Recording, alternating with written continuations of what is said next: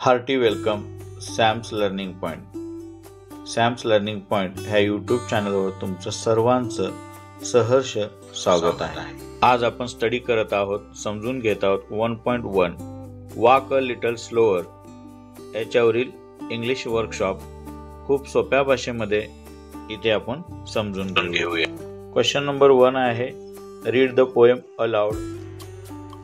ही जी कविता दिलेली आहे page number 3 वरील, या कवितेचं वाचन मोठ्यानं तुम्हाला करायचं आहे. Question number 2, put the words given in bracket in the proper blanks. त्यामधील पहिला प्रश्न आपण इथे बघूया. क्वेश्चन नंबर 2 मधील ए असा आहे, the dot dot is talking to its dot dot. म्हणजे याचे पर्याय 2 आहे, फादर अँड चाइल्ड. योग्य पर्याय आपण इथे लिहूया.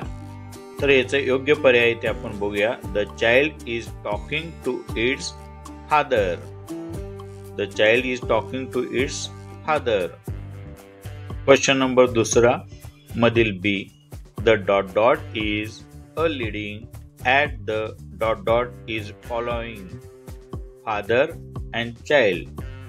तर इथे उत्तर अशा पद्धतीने येईल, फादर पहिल्या याच्यामध्ये आणि सेकंड मध्ये चाइल्ड. क्वेश्चन नंबर 2 मधील सी आहे, some day the dot dot will become a dot dot. Some day the child will become a father. असं उत्तर येईल. आता ह्यामधीलच डी प्रश्न असा आहे, the dot dot does not wish to fall while following its dot dot. पर्याय आहेत फादर अँड चाइल्ड. तर याचं उत्तर योग्य अशा पद्धतीने येईल, the child does not wish to fall while following its father. Textbook page number 4, question number 2, find and write pairs of rhyming words from the poem. In bracket, words that appear at the end of the line. अशा जोड्या की ज्या कवितेमध्ये शेवटच्या ओळीमध्ये सापडतील. याचे उत्तरे असे आहेत, small, fall, see, me, be, me, true, you. Page number 4 textbook मध्ये तुम्ही बघा, प्रत्येक स्टांजामध्ये ह्या रॅमिंग वर्ड्स तुम्हाला सापडतील. The meanings of the words in the following pairs show that they are related. Textbook मध्ये दिलेला आहे, daddy, father, child, follow, lead, find 5 more pair of related words. Example आपण इथे सोडवूया. आता इथे डायरेक्ट उत्तर बघूया. Teacher, student, doctor, patient, give, take, mother, father, brother, sister, day, night, teacher, student. प्रश्न असा आहे, the child in the poem requests his father to walk slower. Here the poet implies that the child wants to understand his father's action better. The child would like to act the same way but wants the father to be more understanding towards the child's need. What is implied in the following line? चौथ्या प्रश्नाचा अर्थ बघूया. या कवितेत मूल त्याच्या वडिलांना हळू चालण्याची विनंती करतो. येथे कवितेचा अर्थ असा आहे की मुलाला त्याच्या वडिलांची वागणूक अधिक चांगल्या प्रकारे समजून घ्यायची आहे. मुलाला असेच वागायला आवडेल. कसे, वडील जसे चांगल्या पद्धतीने वागतात तशा पद्धतीने त्याला वागायला आवडतं. परंतु वडिलांनी मुलाच्या गरजेबद्दल अधिक समजूतदार असावे अशी इथे कवीची इच्छा आहे. आणि काही ओळी दिलेल्या आहेत, त्या ओळीचा अर्थ काय आहे ते आपल्याला इथे सांगायचा आहे. क्वेश्चन नंबर 4 ए मधील जी ओळ दिलेली आहे ते इथे बघा. Sometimes your step are fast. म्हणजे ह्या ओळीचा अर्थ असा होतो, कधी कधी तुमचे पावले वेगवान असतात. विद्यार्थी मित्रांनो, इथे शब्दशः अर्थ असा घ्यायचा नाही. इथे कवीला वडिलांची कृती मुलाच्या दृष्टिकोनातून कशी अवघड असते हे सांगण्याचा प्रयत्न केलेला आहे. तर याचे उत्तर कशा प्रकारे लिहू शकतो? तर याचे उत्तर खूप सोप्या भाषेमध्ये आपण लिहू शकतोय. बघा, याचं उत्तर असं असेल, sometimes the father's action are too quick for the child to follow them properly.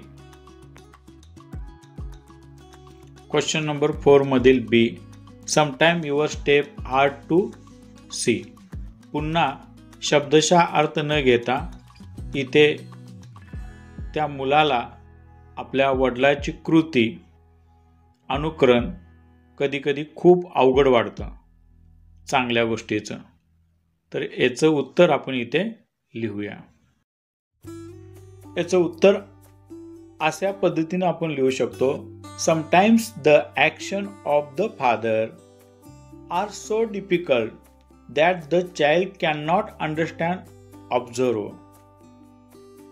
आता चौथ्यामधील सी ही ओळ आहे, I would want to lead just right.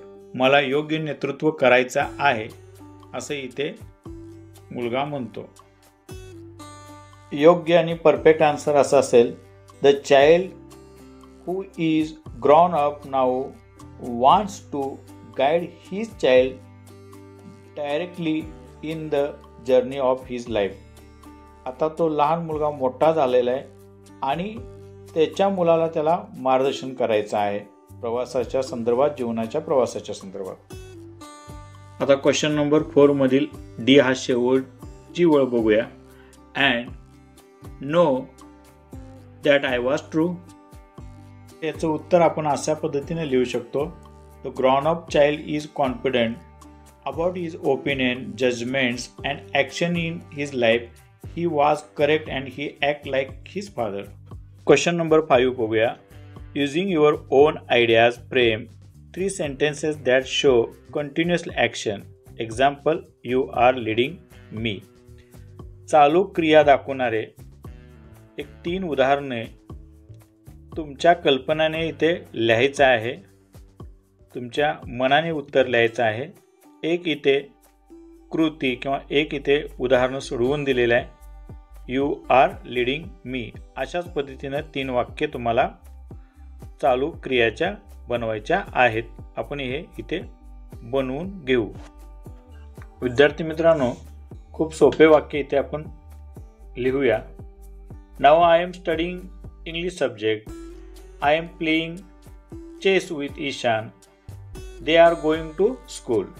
अशा पद्धतीतील बरेच वाक्य आपल्याला इथे तयार करता येतील. पुढील प्रश्न बघूया. Question number 6, using your own ideas frame at least 3 sentences that show future action or state. Examples, who will want to follow me when I am all grown up. म्हणजे विद्यार्थी मित्रांनो, तुमच्या कल्पना वापरून भविष्यात होणाऱ्या क्रिया किंवा कृतीचे 3 वाक्य तयार करा. क्वेश्चन नंबर 6चं उत्तर आहे, अशा पद्धतीने आपण लिहू शकतोय. गरज नाही की मी जे तुम्हाला लिहून दिलेले आहे हेच वाक्य यावेत. तुम्ही तुमच्या मनाचे सुद्धा इथं वाक्य करू शकताय. फ्युचर ॲक्शन म्हणजे भविष्यातली कृती दर्शवायची आहेत. बघा, पहिलं वाक्य मी इथे तुम्हाला लिहून देत आहे, we are going to Sangli to see the circus on Sunday. दुसरं वाक्य, my birthday is coming up on the April 13.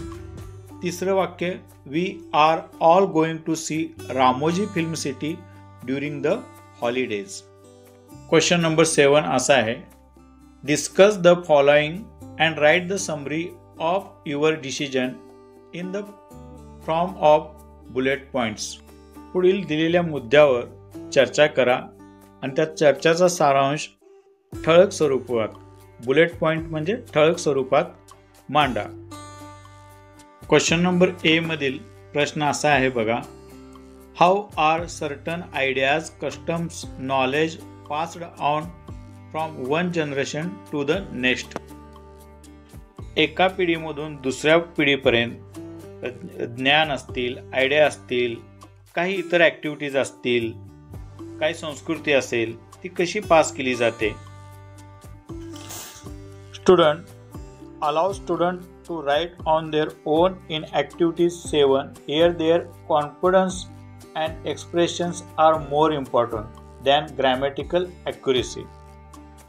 विद्यार्थी मित्रांनो, टेक्स्ट बुक मधील पेज नंबर 4 वर 7 नंबरची ही जी ॲक्टिव्हिटीज आपण आता सोडवतोय, यामध्ये पुस्तकामध्ये असं सांगितलेलं आहे की तुम्हाला व्याकरणदृष्ट्या वाक्यरचना नाही जमली तरी चालेल, पण तुमचा आत्मविश्वास आणि सादरीकरण खूप महत्त्वाचं आहे. म्हणून विद्यार्थी मित्रांनो, तुम्ही सुद्धा तुमच्या मनाचे वाक्य तयार करण्याचा प्रयत्न करा. ॲक्टिव्हिटीज तुम्ही वेगळ्या पद्धतीनं सोडवण्याचा सुद्धा प्रयत्न करा. इथे जे काय मी तुम्हाला दिलेलं आहे याची आयडिया घेऊन याचं उत्तर असं आपण इथे लिहू शकतोय. हे बघा. Growth the heritage of thought and culture preserved by the fathers is easily passed on to the next generation. Thought preserved for thousands of generations, religions, customs, traditions and culture have survived to this day and may continue to survive in the future. Question number 7 मधील B इथे बघूया. Is it necessary for children to follow the footsteps of their forefathers? If yes, why? Why is it sometimes necessary to change the old way? मुलांना त्यांच्या पूर्वजांचे अनुकरण करणे आवश्यक आहे का? जर तुम्हाला वाटतं होय, तर मग का? आणि कधीकधी जुने मार्ग बदलण्यासाठी का आवश्यकता असते? जुन्या चालीरीती बदलणं का गरजेचं असतं ते इथे आपल्याला सांगायचं आहे. Yes, definitely it is necessary to follow the footsteps of our forefathers because the importance of life as well as the moral importance and the great experience of living life is the knowledge to understand what is good and what is bad from the previous generation. Some old customs need to be changed because those customs are based on superstitions and there is no scientific reason for it anywhere. Like the practice of sati, it needs to be stopped. So that we have to accept the modern customs and scientific truths which can lead to evolution in human life. Do you have a role model? What qualities do you appreciate in your role model? Question number 8. Do you have a role model? तुमचे कोणी role model आहेत का? What qualities do you appreciate in your role model?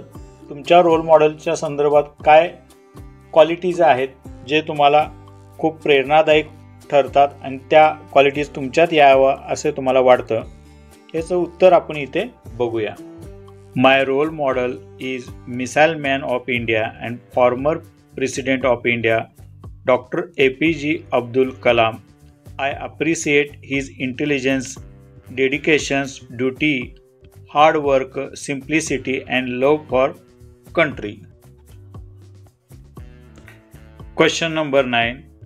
Think of an occasion when you did not like the decision, actions of your family members, but realized that later on that they were right about it in 5 to 8 lines. ज्यावेळी तुमचे family member तुम्हाला एखादी कृती करू नका म्हणून सांगतात आणि त्यावेळी आपल्याला त्याची जाणीव होत नाही, पण एखादी गोष्ट अशी घडते की त्यानंतर आपल्याला लक्षात येतं की आपलं चुकीचं होतं. यावर तुमचे विचार 5 ते 8 लाईनमध्ये लिहायचं आहे. याचं उत्तर असं आपण लिहू शकतो. During Diwali festival my parents used to tell me that I should shoot firecrackers from a distance without holding them in my hand. But I didn't think it was important. But when my hand got burned, realized that what my parents were saying was true. I should have listened to them first. Question number 10. Within 2 minutes, write as many phrases or sentences as you can using a title. A little हे title use करून तुम्हाला जितकं शक्य आहे तेवढे जास्तीत जास्त phrases म्हणजे वाक्यप्रचार आणि वाक्य लिहा 2 मिनिटांमध्ये. असा प्रश्न आहे आणि चार्ट्स पण दिलेला आहे. त्या चार्ट्सच्या आधारे अ लिटल हे शब्द घेऊन आपल्याला वाक्यप्रचार आणि वाक्य तयार करायचे आहेत. तर अशा पद्धतीने आपण फ्रेजेस तयार करू शकतोय, वाक्य तयार करू शकतोय.